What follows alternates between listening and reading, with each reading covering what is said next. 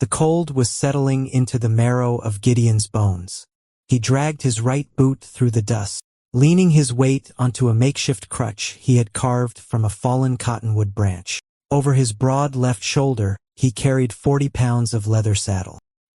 He was miles from his ranch, completely alone, and his knee was swelling tight against his durable trousers.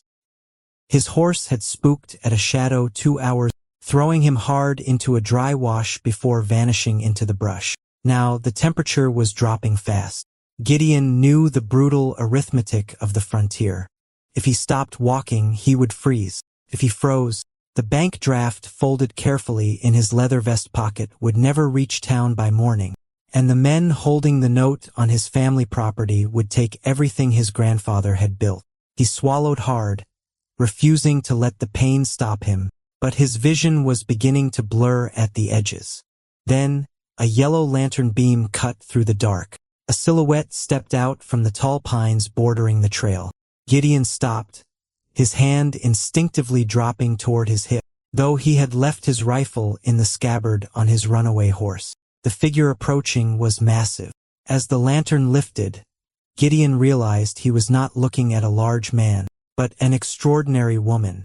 She stood at least 6 feet 4 inches tall, towering over his own impressive frame. She wore a simple solid red dress with the sleeves rolled high, revealing massive, heavily muscled biceps and broad, powerful shoulders.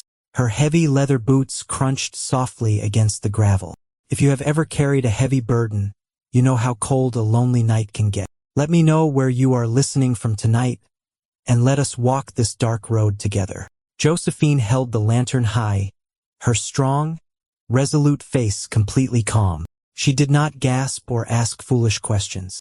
Her eyes took in his gray, sweat-slicked face, the awkward angle of his right leg, and the heavy saddle crushing his shoulder. She stepped forward and reached out.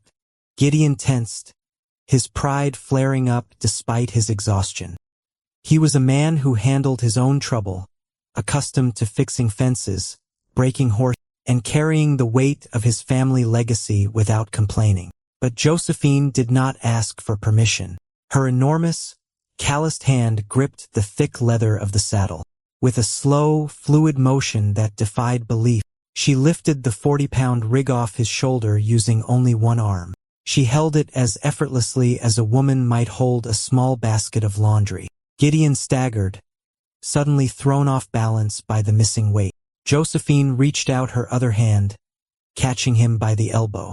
Her grip was like iron, locking him completely steady. He looked up into her face, expecting to see the harshness that usually accompanied such overwhelming physical power.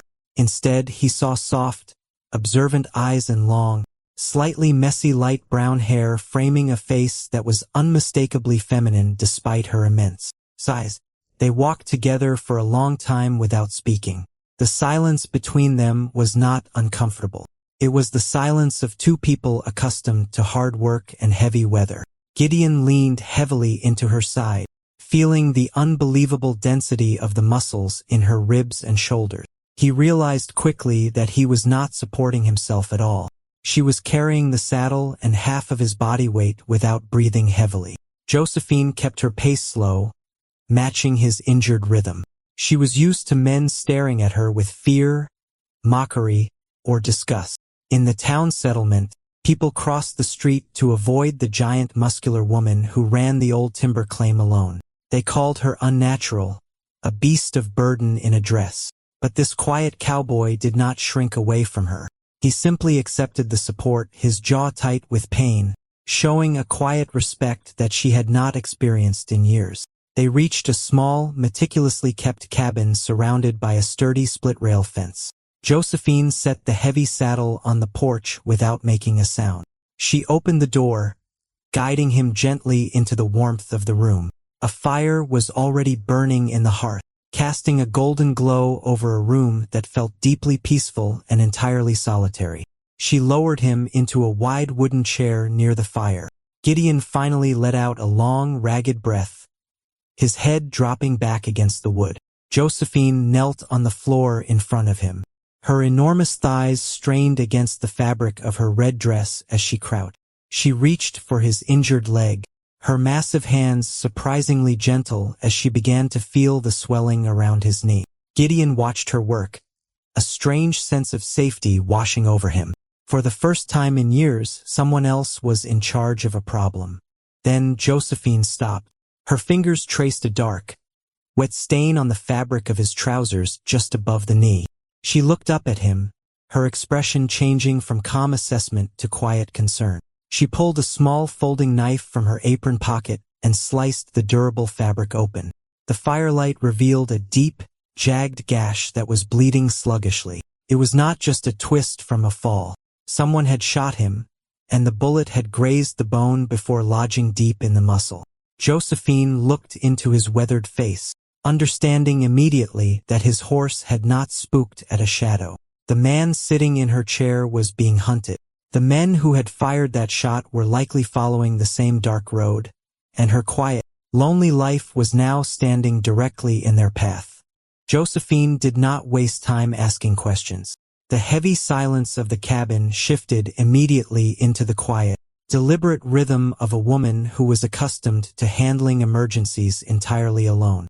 She stood from the floor, her massive frame moving with a surprising quiet grace, and crossed to the cast-iron stove. She shifted a heavy kettle over the hot coals, then pulled a clean linen sheet from a wooden chest, tearing it into long, neat strips. The sound of ripping fabric seemed terribly loud in the small room. Gideon watched her through a haze of pain. The warmth of the cabin was beginning to thaw his frozen limbs, but with the returning heat came the agonizing, throbbing reality of the bullet lodged against his thigh bone. He looked at the blood pooling on the polished floorboard, then up at the tranquil walls of the solitary home. A deep, familiar guilt gripped his chest. Years ago, his inability to arrive in time had cost his family dearly, leaving him with a debt he swore he would pay off on his own. He had made a vow never to let his failures endanger another innocent person. He gripped the heavy wooden arms of the chair, his knuckles, and forced his good leg under him. "Ma'am," his voice was rough, scraped raw by the freezing wind. "I am grateful for the fire, truly, but you need to let me walk out that door. Right now." Josephine turned, holding a heavy iron pair of tongs and a bottle of strong whiskey. She looked at his straining arms and the sweat breaking out on his forehead. "You would not make the edge of the property line.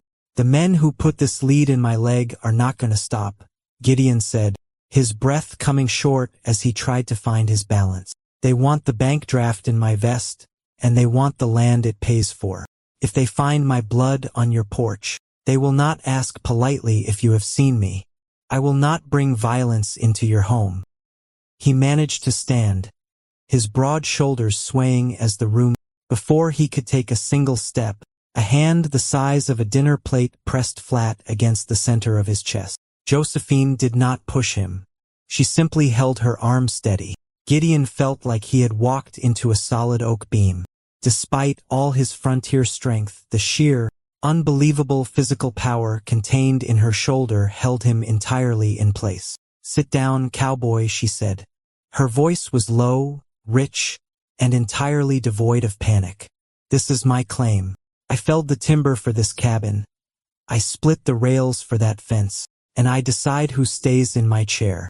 Gideon looked up into her resolute, feminine face. He saw no fear of the approaching riders. He saw only a deep, unmovable stubbornness that matched his own. Slowly, defeated by both his injury and her impossible strength, he sank back into the wood. Josephine knelt again, her heavy red dress gathering on the floorboards. "This will be unpleasant," she murmured. She uncorked the whiskey and poured a generous measure directly into the open gash. Gideon violently arched his back, a harsh grunt tearing through his teeth as the alcohol burned into the torn muscle. He grabbed the arms of the chair, his eyes squeezing shut. "Breathe," she instructed softly. She went to work. Gideon opened his eyes, watching her enormous hands. He had expected clumsiness from fingers so thick with calluses and muscle, but her movements were incredibly precise. She navigated the torn flesh with the careful, steady patience of a woman who had spent years mending things that were broken. She did not flinch at the sight of his blood. When the iron tongs finally clamped onto the deformed lead bullet, she paused, looking up to meet his eyes, silently warning him. He nodded once. Josephine pulled. The agony was blinding. Gideon bit hard into his own collar, refusing to scream, his broad chest heaving as the bullet clinked into a tin basin. Josephine immediately bound the wound tightly with the clean linen, her thick arms applying the perfect amount of pressure to stop the bleeding without crushing his leg. When it was finished, the silence returned to the room, heavier than before. Gideon slouched back, exhausted, trembling slightly from the shock.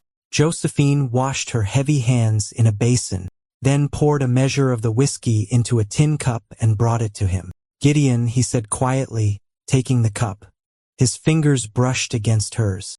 Her skin was rough as tree bark, yet radiated a deep, comforting warmth. "My name is Gideon." "Josephine," she replied, stepping back to give him space. She did not expect him to say more. Men rarely wanted to talk to her once a crisis had passed. Usually, they began looking for the door, uncomfortable with the reality of her towering presence.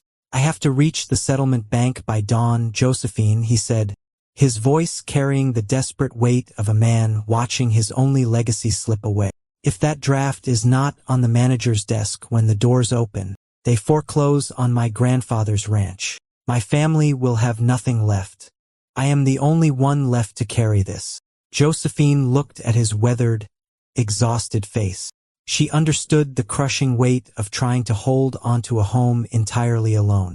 She understood believing that if you stopped carrying the burden for even a moment, everything would collapse. Before she could answer, a low, unnatural sound drifted through the heavy timber walls. It was the distinct snap of a dry pine branch breaking under the weight of a horse. Josephine went completely still.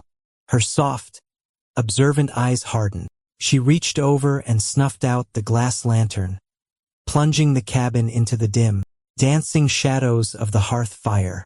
Gideon felt his heart hammer against his ribs. He reached instinctively for his empty holster, the reality of his helplessness washing. Without a word, Josephine crossed the darkened room. She reached above the heavy stone mantel and pulled down a meticulously oiled Winchester rifle. She levered a round into the chamber with a loud, metallic clack, her massive biceps flexing in the firelight as she stepped toward the window. They were out of time. The heavy octagonal barrel of the Winchester rested on the windowsill. Josephine stood entirely still, her massive shoulder pressed against the rough timber frame. Outside, the freezing wind rattled the bare branches, but beneath that natural sound came the unmistakable rhythm of hooves slipping on frozen mud. Gideon gripped the arms of the wooden chair, his jaw clamped shut against the throbbing heat in his bandaged leg. He hated the helplessness anchoring him to the. He was the man who took the blows for his family. He was the one who stood in the doorway when trouble rode into the yard. Now, he was bleeding on a stranger's floor while a woman prepared to defend his life. A shadow detached itself from the dense tree line. It was a single rider, a scout sent ahead of the main group. The man halted his horse near the split-rail fence, peering toward the darkened cabin. He drew a revolver, his horse sidestepping nervously in the cold. Josephine did not wake the mountain with a hail of desperate gunfire. She possessed the quiet, terrifying patience of a woman who hunted her own winter meat and lived alone on the fringe of civilization. She opened the front door, stepping out onto the porch. The scout squinted at the sudden movement. When his eyes adjusted to the starlight, he froze. He had expected to find a wounded, desperate cowboy dragging himself through the dirt. Instead, he saw a towering, broad-shouldered figure standing well over 6 feet tall, holding a heavy rifle with the casual ease most men held a walking stick. Josephine levered the Winchester and fired. She did not aim for the man. She aimed for the thick pine branch directly above his head. The heavy caliber bullet shattered the frozen wood with a deafening crack. A shower of sharp timber and ice rained down on the scout. The horse panicked, rearing wildly. The man shouted in sudden terror, dropping his revolver in the snow as he fought for the reins, before spurring the animal hard back down the dark trail. Josephine watched the tree line for a long time before she lowered the rifle. She stepped back inside, sliding the heavy iron bolt across the door. She struck a match, relighting the glass lantern. The warm yellow light pushed the shadows back into the corners of the room. Gideon was staring at her, his chest heaving, his hand instinctively resting on his empty holster. "They will not come back before dawn," Josephine said, her voice remaining remarkably calm as she set the rifle by the hearth. "They are town men. They do not know these ridges, and that scout just learned my property is not empty. We have the rest of the night." Gideon let out a breath he felt he had been holding for an hour. The immediate threat was gone, creating a strange, fragile peace within the sturdy cabin walls. He watched her cross the room. She picked up his heavy leather saddle from the floor, the same 40-pound rig that had been crushing him on the trail. She carried it over to his chair, setting it down gently so he could elevate his bleeding leg against the worn leather fenders. "I appreciate that," he said quietly, feeling the relief wash through his knee as he rested it. "You handle a rifle the way you handle a burden, Josephine." With a lot of quiet certainty. She looked down at the saddle, then at her own massive, calloused hands. A shadow of old sorrow crossed her strong features. "Most men find certainty in a woman unnatural," she replied, turning to check the fire. "They prefer to do the protecting." Gideon watched the firelight dance across the heavy muscles of her bare arms. He thought about the men in town, the cowards who surely mocked her size and strength simply because they were intimidated by it. "I have spent my whole life protecting people," he said, his voice rough but sincere. "I am not too proud to admit when I need someone to stand a post with me. You saved my life tonight." Josephine went completely still. No man had ever thanked her for her strength. They only ever utilized it or shrank from it. She looked over her broad shoulder, her observant eyes searching his weathered face for any sign of mockery. She found only genuine, quiet respect. The silence between them stretched, thick and comfortable, anchored by the shared understanding of hard work. But as the adrenaline faded, the brutal reality of their situation returned. Gideon reached into his vest. His thick, dirt-stained fingers traced the edge of the folded paper tucked inside. It was the bank draft, the money that would pay off the men hunting him, secure his grandfather's land, and keep his family under a roof before winter set in. He looked at the paper, then at his ruined leg resting on the saddle. The temporary success of surviving the night was dissolving into a cold, hard truth. Even if the bleeding stopped, he could not walk 10 miles to town by dawn. His body had finally failed his will. He held the folded paper out toward the firelight. "Josephine," he said, the words costing him more than the bullet had. "This piece of paper is my family's entire life. If it is not on the manager's desk when the bank opens at sunrise, the ranch is gone. The men who shot me work for the syndicate trying to buy our valley. They want this draft to disappear." Josephine stepped closer, looking at the small, fragile piece of paper that held so much weight. Gideon looked up at her towering frame. He had spent years believing that asking for help was a failure of duty. He believed he had to carry the world alone. "Take it," he said softly, his steady eyes locking onto hers. "Take my horse's saddle and ride to town. Pay the note." Josephine stared at his extended hand. He was trusting her with his entire legacy. But he also did not understand the cost of what he was asking. If she walked into that bank at dawn, the men hunting him would know exactly who had ruined their plan. Her isolated sanctuary, the quiet life she had built to hide from a cruel world, would become a target. She reached out, her enormous fingers closing gently over the paper. She tucked it safely into her apron. "I will not ride to town alone, Gideon," she said, her voice dropping into a tone of absolute authority. "I am going to hitch my timber wagon. I will load you into the back under the canvas. We are going together." Gideon frowned, his stubborn pride flaring. "You cannot drag a wounded man into a fight. It will only slow you down." Josephine turned toward the heavy oak door, her broad shoulders setting with a stubbornness that matched his own. I do not run from fights, cowboy, and I do not leave wounded things behind. The freezing wind had picked up, howling through the tall pines, as Josephine walked out into the dark. Gideon dragged himself to the doorway, leaning heavily on his cottonwood crutch, refusing to wait by the fire while a woman did the heavy labor. He watched her work in the pale starlight, deeply struck by the methodical rhythm of her movements. She led 2 massive draft horses from the barn. They were immense beasts, with thick winter coats and heavy, feathered hooves, bred for hauling raw timber down the mountain. Yet, next to Josephine's towering, broad-shouldered frame, the giant animals looked entirely natural. She threw the heavy leather harnesses over their broad backs with a smooth, effortless grace, her huge, muscled arms flexing as she buckled the thick leather straps. She did not curse the cold or rush the work. She possessed a profound, steady competence that made Gideon's chest ache with a sudden, unexpected admiration. When the wagon was hitched, she returned to the porch. Gideon braced himself, preparing for the agonizing effort of climbing into the high wooden bed. But Josephine simply reached down, her enormous, calloused hands gently gripping him by the heavy leather belt and the broad canvas of his coat. With one steady, powerful lift, she hoisted his entire frame off the porch and set him carefully onto a bed of soft pine boughs in the back of the wagon. He gritted his teeth against the flare of pain in his bandaged thigh, but it was over in a... She pulled a heavy wool blanket over him, tucking the edges around his shoulders to block the bitter wind. I have never been carried a day in my life, Gideon said, his voice a low, rough rasp in the dark.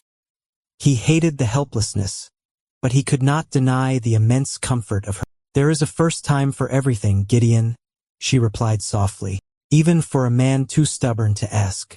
She climbed onto the driver's bench.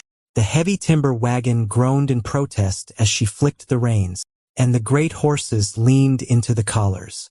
They began the slow, brutal descent down the mountain. For the first hour, the only sounds were the rhythmic thud of massive hooves, the grinding of wooden wheels against frozen mud, and the whistling wind. Gideon lay under the heavy canvas, watching the broad, unmoving silhouette of Josephine's back.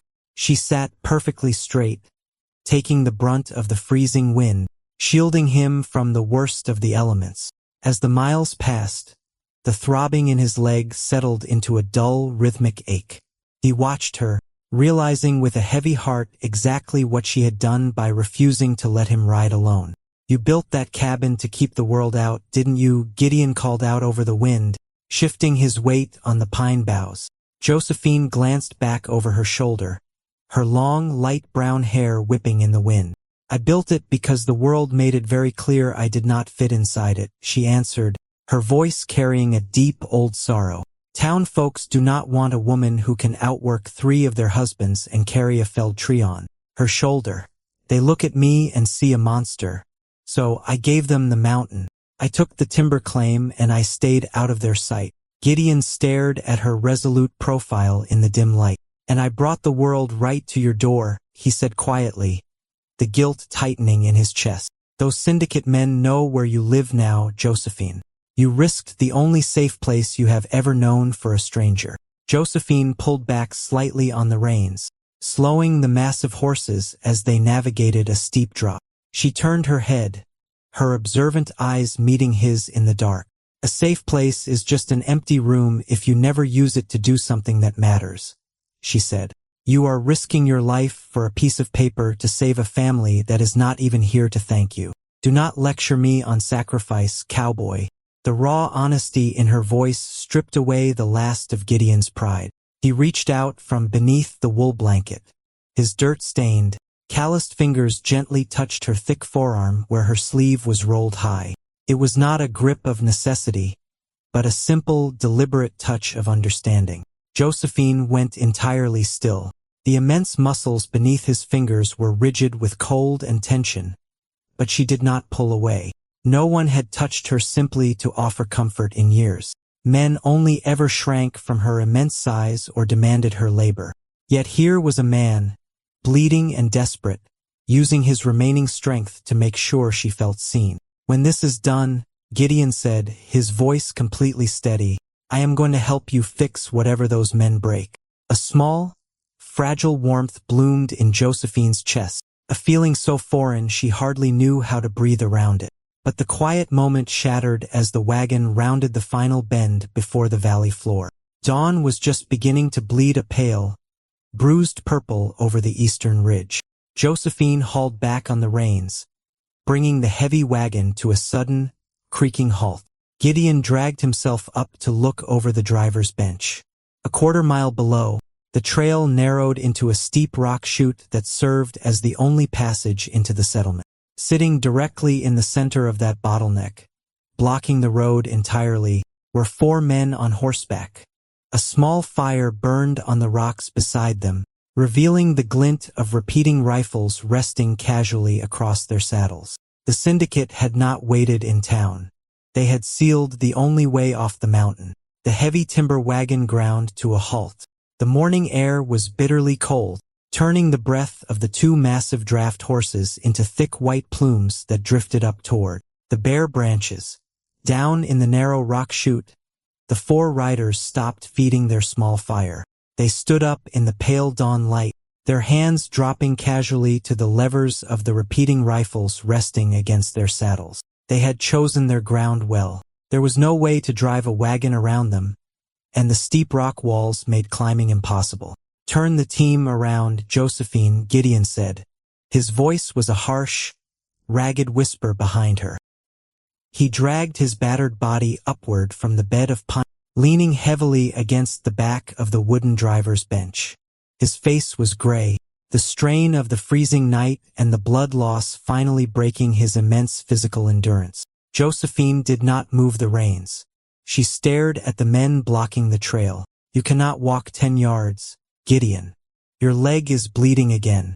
"I can crawl far enough to keep their attention on me," he replied, his breath coming in shallow gasps. He reached over the back of the seat, his dirt-stained, calloused hand held open. "Give me the bank draft." She turned slowly on the bench to look at him. "If I give you this paper, you will surrender it to them. They will take your grandfather's ranch. You told me it is all you have left." "It is," Gideon said quietly, his steady eyes locked onto hers. The pain in his weathered face was entirely eclipsed by a deep, immovable honor. "But I will not let you drive this wagon into a firing squad. You have a good, peaceful life on this mountain. I will not let you die to pay my family's debts. Give me the paper, Josephine." Josephine felt the breath catch in her throat. The freezing wind seemed to stop entirely. For her entire adult life, people had asked her to carry their burdens. They used her immense physical strength to pull stumps, lift heavy beams, and move things no normal man could budge. No one had ever looked at her towering frame and decided she needed to be protected. No one had ever sacrificed their own future, their own legacy, to ensure she remained safe. "Hey!" A voice echoed sharply up the rocky slope. One of the syndicate men took a step forward, raising his rifle to his shoulder. "We know who you are. You are that oversized freak from the timber claim. Throw down the cowboy and the paper, and maybe we let you crawl back to your lonely cabin." The cruel words struck the oldest, deepest wound in Josephine's heart. She instinctively looked down at her massive, calloused hands, a sudden, powerful urge to hide washing over her. It was the same shame that had driven her out of the settlement years ago, the crushing belief that she was an unnatural thing meant to be kept out of sight. Then Gideon reached out. His hand closed firmly over her thick wrist. His grip was weak, trembling from exhaustion, but entirely deliberate. "You are not what they say," Gideon told her, his voice fierce despite his failing strength. "You are the finest, bravest woman I have ever known. Do not listen to them. Let me do this." A profound, unbreakable warmth spread through her chest, silencing the years of mockery.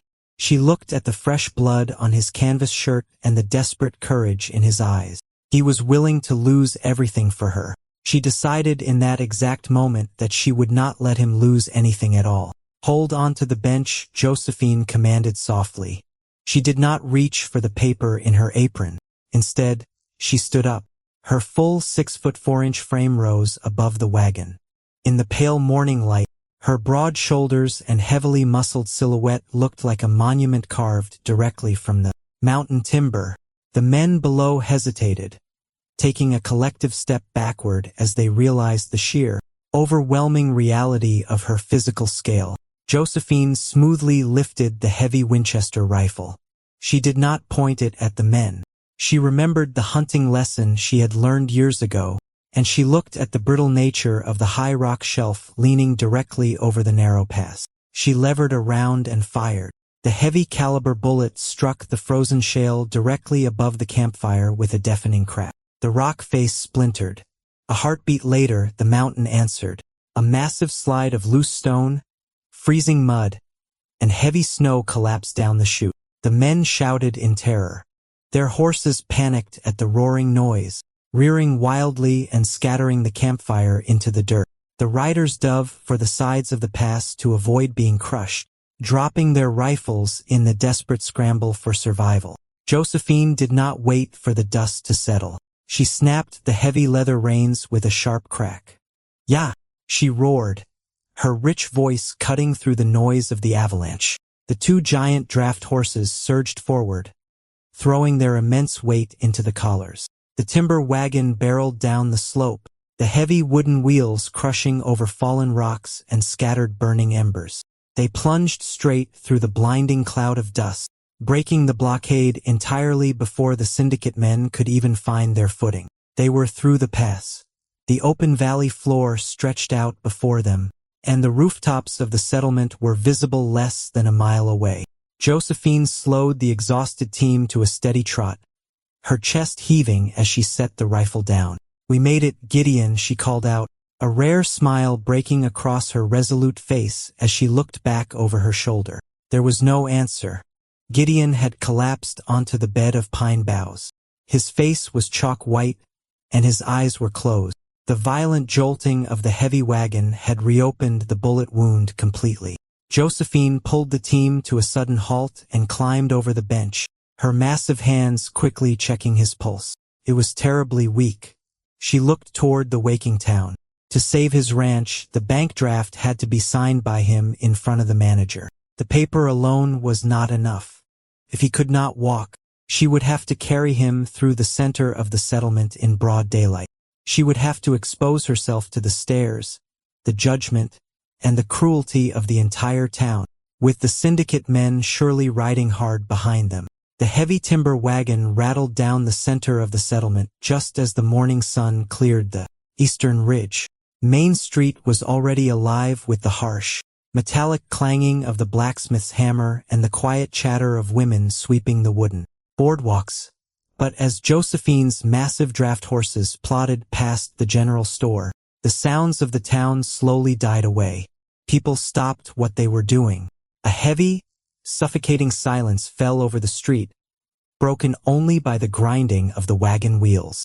For years, Josephine had been a phantom, a terrifying rumor who only came down from her isolated mountain claim under the cover of darkness to collect supplies.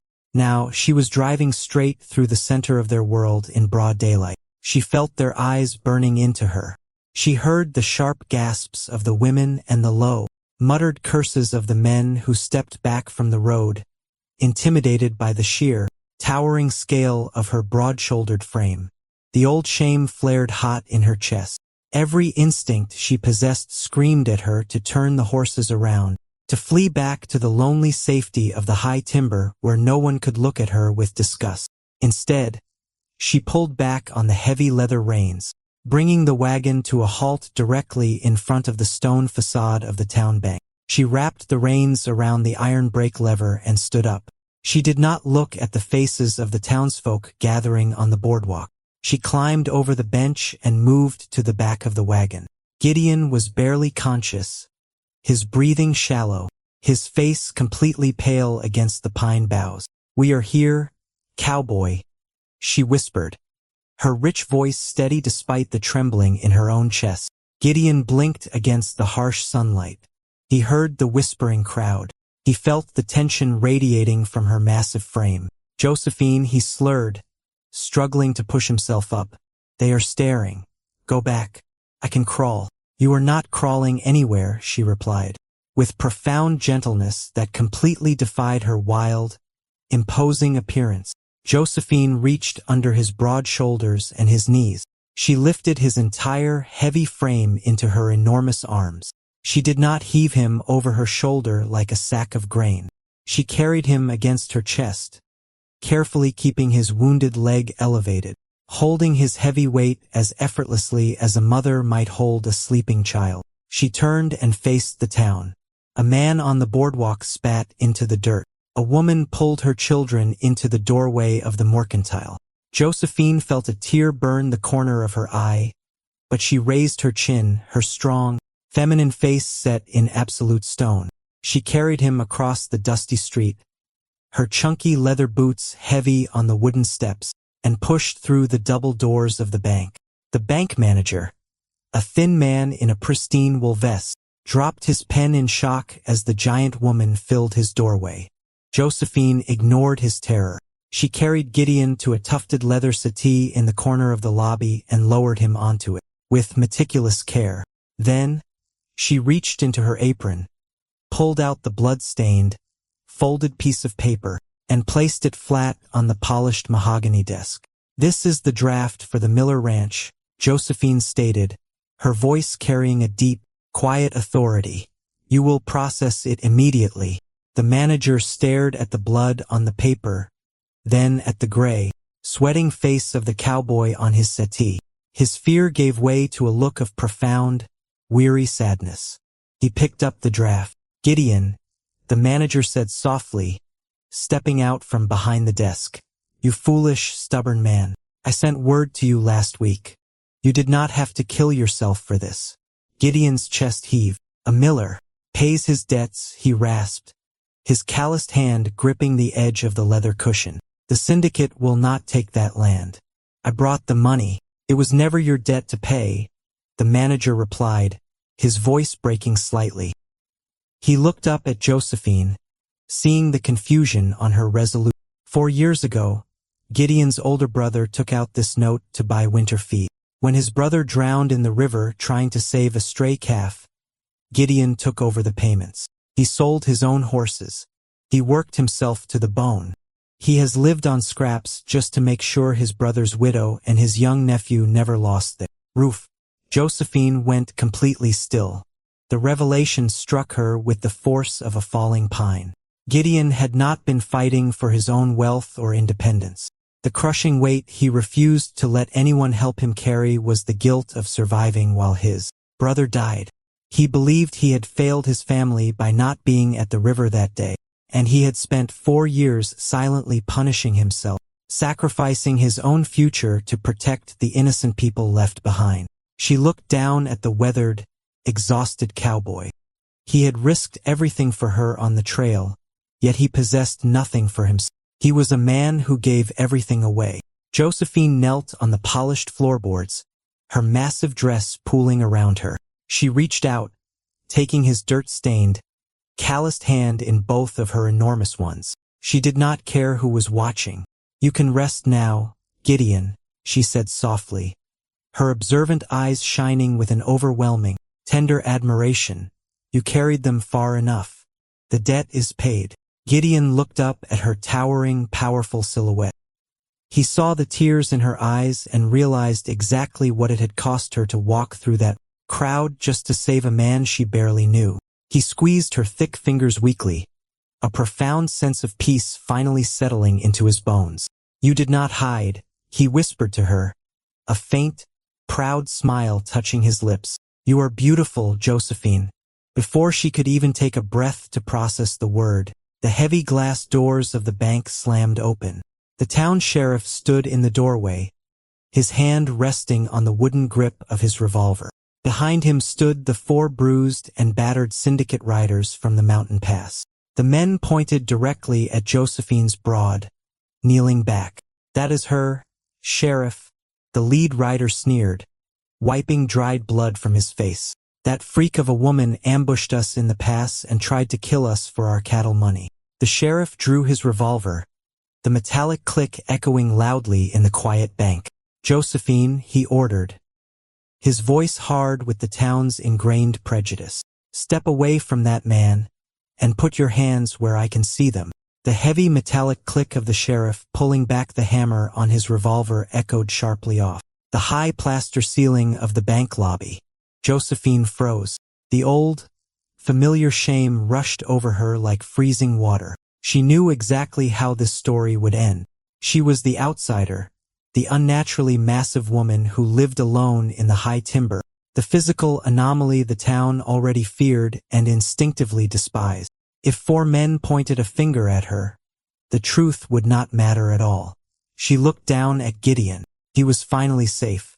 The heavy burden that had been crushing him for 4 years was lifted, and his brother's family was secure. That was all that mattered. With a slow, deliberate motion, Josephine raised her enormous, calloused hands into the air. She stepped back from the tufted leather settee, putting distance between herself and the wounded cowboy. She intended to draw the danger entirely onto herself. She looked at the sheriff, her strong, feminine face setting into a blank, resolute mask, preparing to surrender to the town's cruel judgment one last time so Gideon could rest. She didn't do anything. A rough, scraping voice broke the silence. Josephine stopped. On the settee, Gideon was forcing himself upright. His face was the color of old ash, and his breathing, but his observant eyes burned with a fierce, immovable honor. His thick fingers gripped the carved wooden arm, his knuckles turning white as he pushed his broad shoulders forward. He refused to lie down while the woman who had saved him was being "Shut your mouth, cowboy," the lead syndicate rider snapped, taking a step toward him. "You are out of your mind with fever," I said. "She didn't do anything," Gideon repeated, his voice gaining a hard, commanding edge that demanded absolute attention. He looked directly past the syndicate men and locked eyes with the lawman. "Put the gun down, Sheriff." The sheriff frowned, his aim wavering slightly. "Gideon, these men came into town claiming they were ambushed in the narrow pass by this woman." "They were ambushed," Gideon said, his chest heaving with the agonizing effort to speak, "because they were blocking the only road down the mountain. They put a bullet in my leg last night out on the trail, Sheriff. They work for the land syndicate. They knew I was carrying the final payment for my grandfather's ranch, and they meant to leave me bleeding in the dirt so the bank would foreclose at dawn." The lead rider's hand twitched toward his holster. "He is lying. We never saw him before today."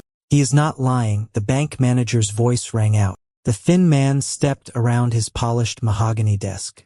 He held up the bank draft. The edges of the paper were deeply stained with dried blood. "Gideon Miller has paid this note on the exact same day for 4 years. These 4 riders have been in my lobby 3 times this month, pressuring me to sell them the Miller claim the moment it defaulted." The sheriff looked at the bloody paper, then at the gray, sweating face of the cowboy he had known to be an honest, hard-working man for a decade. He looked at the syndicate men, noticing for the first time that their clothes were covered in gray dust and their horses outside were lathered in sweat, but none of them bore a single scratch or injury to justify their story. Slowly, the sheriff lowered his weapon from Josephine's towering frame. He turned the barrel toward the 4 riders.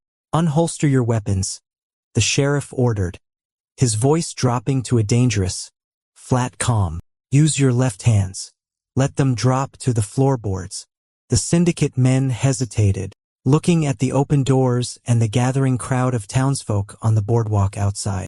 But the sheriff stood his ground, and the heavy thuds of 4 iron pistols hitting the wood followed a moment later. "Take them over to the jail," the sheriff instructed the deputies who had just arrived at the doorway. As the men were shoved out into the blinding morning sun, the heavy, suffocating tension in the bank finally shattered. Through the large glass windows, the townsfolk who had gathered to watch the spectacle remained entirely silent. but the mockery and fear in their faces had shifted into a stunned, quiet realization. The giant woman they had treated like a monster had not come to town to cause trouble. She had risked her life and carried a dying man through their streets to save a widow's home. Josephine stood perfectly still, her massive shoulders trembling slightly. For the first time in her life, someone had stood between her and the cruel judgment of the world. She looked at Gideon, a profound, overwhelming affection swelling in her chest. She had immense physical strength, but he possessed a moral courage that made her feel entirely, completely safe.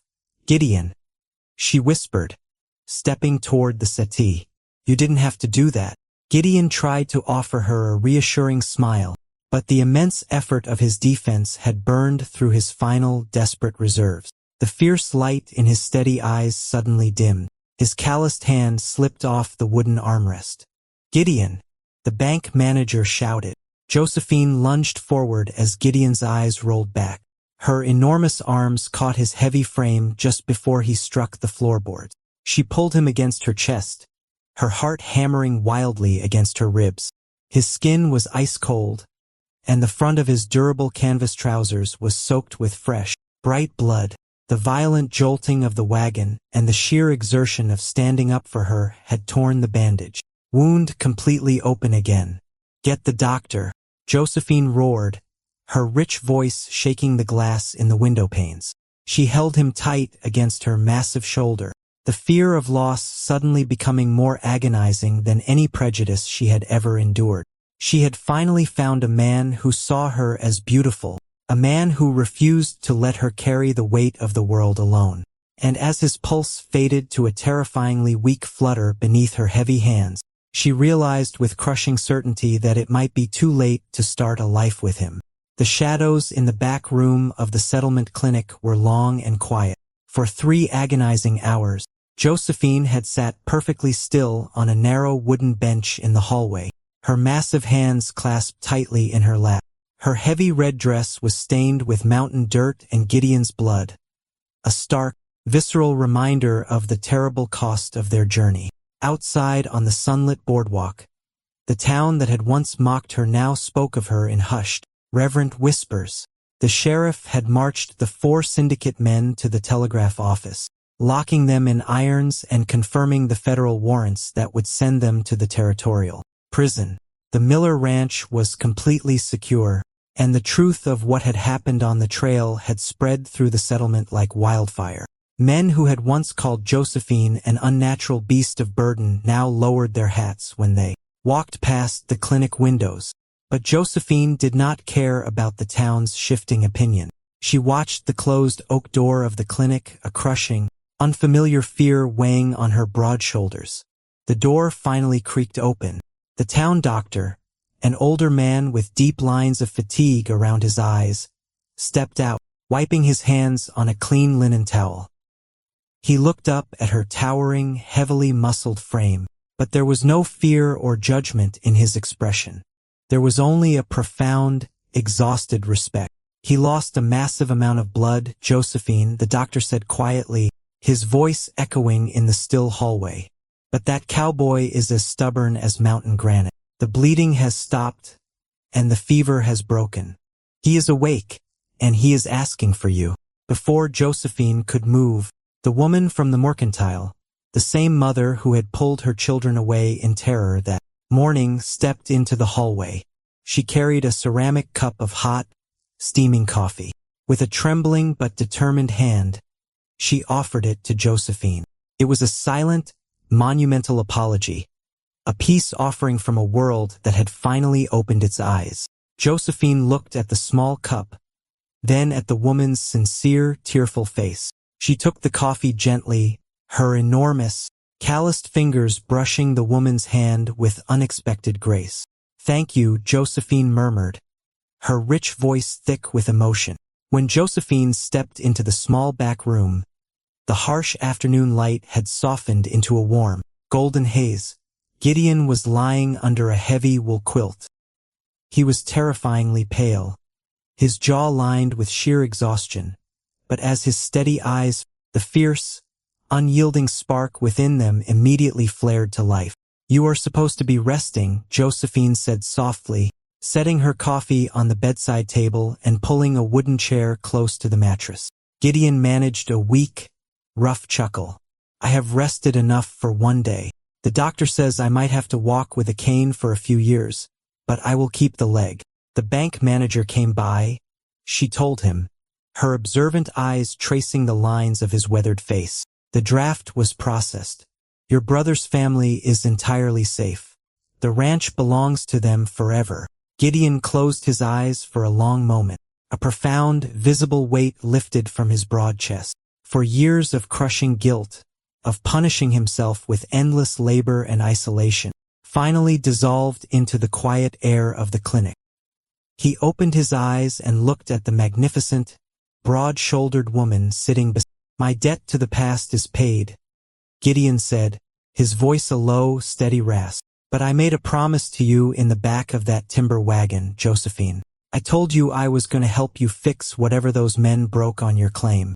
Josephine looked down at her massive hands, the old instinct to protect herself surfacing briefly. "You do not owe me anything, Gideon. You gave me back my dignity today. You stood up for me when the whole world was ready to draw weapons on me. That is more than any man has ever done." Gideon reached out from under the heavy quilt. His dirt-stained, calloused fingers found her thick wrist, gently pulling her hand toward him.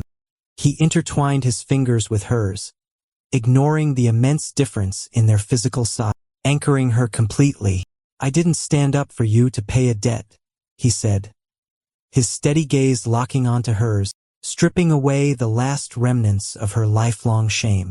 "I did it because I could not bear the thought of losing you. You spent your whole life thinking you had to hide on that freezing mountain because you were too big, too strong, too different. But all I see is the woman who carried my burdens when I was too proud to ask for help. I meant what I said in the bank, Josephine. You are beautiful. And if you have room for a crippled-up cowboy who finally knows how to accept a hand, I would like to come home with you." A single warm tear slipped down Josephine's strong, feminine face. For 32 years, she had carried the weight of the world alone. Now, she simply leaned forward, resting her forehead against his shoulder, letting him hold her hand. "I have room, Cowboy," she whispered. By the time the late spring thaw turned the mountain creeks into rushing rivers, the high timber claim was no longer a place of hiding. The sturdy split-rail fence had been expanded, wrapping entirely around a new, larger garden and a repaired barn, built by two people who understood the value of hard work. Gideon stood on the cabin porch, leaning his weight casually on a polished cottonwood cane that he had carved by the hearth fire. His weathered face was deeply lined with enduring happiness as he watched Josephine work in the yard. She stood near the timber wagon, her heavy muscles flexing gracefully as she hoisted a massive sack of seed over her broad shoulder. She wore a simple blue dress, the sleeves rolled high as always, but the deep sorrow that used to haunt her observant eyes was entirely gone. When she caught him watching her, a warm, radiant smile broke across her resolute face. They did not work in isolation anymore. That afternoon, a light buggy rattled up the trail carrying Gideon's sister-in-law and his young nephew, bringing fresh baked bread and loud, joyous laughter to the mountain. They did not stare at Josephine's towering frame or shrink from her size. They simply ran up and hugged her, welcoming the giant woman into their family without a second thought. As the evening sun dipped behind the pines, casting a golden glow over the tranquil valley, Gideon stepped off the porch and wrapped his arm around Josephine's waist. She leaned her immense, comforting weight against his side. They had both spent years trying to survive the bitter frontier entirely alone, but as they watched the smoke rise from their shared heart, they knew they would never have to walk a dark road by themselves again. This story is a work of fiction created for entertainment and reflective storytelling. All characters, names, dialogue, events, towns, ranches, and circumstances are fictional or dramatized. Any resemblance to actual persons, living or dead, or to actual events or places is coincidental. Historical details are used to create a frontier atmosphere and may be simplified or adapted for narrative purposes. Nothing in this story should be understood as historical documentation or as legal, medical, financial, or other professional advice. The story is intended for a general audience and explores universal themes such as dignity, compassion, resilience, forgiveness, belonging, family, and second chances.